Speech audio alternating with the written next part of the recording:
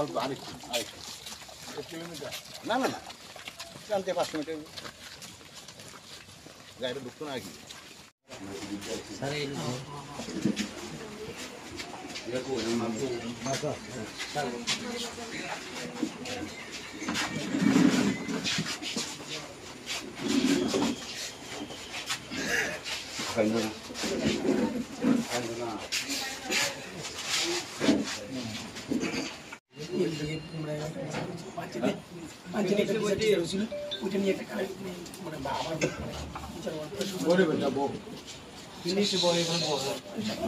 তাদের মধ্যে জানা রয়েছিল এটা পঞ্চায়েতের বিচার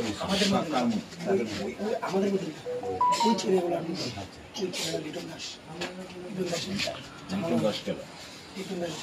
ছেলে তো ওই পাঞ্চায়েতে যখন মিছিল করে দিছে পাঞ্চায়েতে যখন মিছিল করে দিছে তখন আমরা চুপচাপ হয়ে গেছে চুপচাপ থাকবো Preliminary investigation doesn't reveal it's a case of murder. We have to see, but we'll say it's a case of murder. And জানেন এই একটা নৃশংস অস্বাভাবিক মৃত্যুর ঘটনা ঘটেছে, যেটা আমরা বলবো পুলিশ বলবো আনন্যাচারাল ডেথ, আমরা বলবো হ্যাঁ ন্যাচারাল ডেথ, কিন্তু এটা হত্যাকাণ্ডই আমাদের বিশ্বাস, এটা হত্যাকাণ্ড সংঘটিত হয়েছে।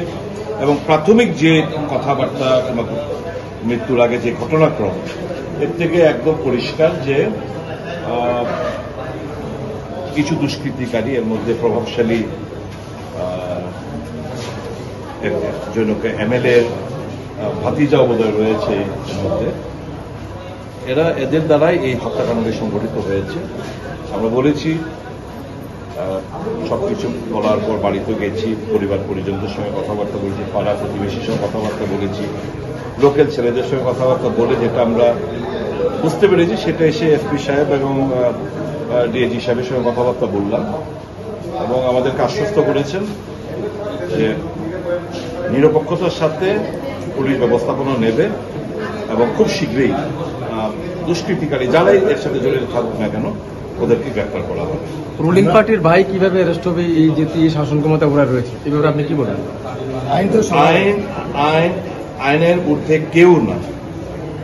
আইন যারা হাতে নেয়, যারা অপরাধ সংঘটিত করে, law will take its own course, আইন আইনের পথে চলবে, নিশ্চিত তার অ্যারেস্ট হবে। প্রধানমন্ত্রী আসার আগে এবং আমরা বলেছি প্রধানমন্ত্রী আসার আগে যাতে অ্যারেস্ট হয়, নয়তো আমাদের প্রদেশ কংগ্রেসের তরফ থেকে, জেলা কংগ্রেসের তরফ থেকে আমরা প্রধানমন্ত্রীর কাছে রাস্তায় নেমে এই উনার যে যাওয়ার মন্দিরে যাওয়ার যে পথের মধ্যে সুশৃঙ্খলভাবে আমরা মহিলা ভাই বিচার চাই এবং আমরা আশাবাদী এই জিনিসটা আমাদের ওইটুকু যেতে হবে না, এর আগে পুলিশ ব্যবস্থাপনা নেবে। এবার আরেকটা ব্যাপার হলো কাকরাবন থানার ওসি, ওদের যারা আহত হয়েছে এদের কোনো মদত দেয়নি, ফোন করলো তারা আসেনি, বলছে পেট্রোল নেই, যার কারণে আমরা বলেছি ইমিডিয়েটলি তাকে রিমুভ করা।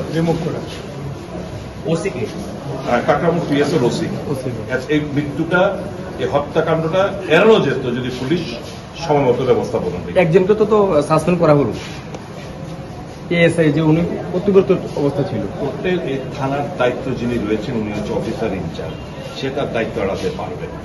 এটা শুধু একটা ঘটনা নয়, এর আগেও অনেকগুলো ঘটনা ঘটেছে এই পরিবারকে কেন্দ্র করে।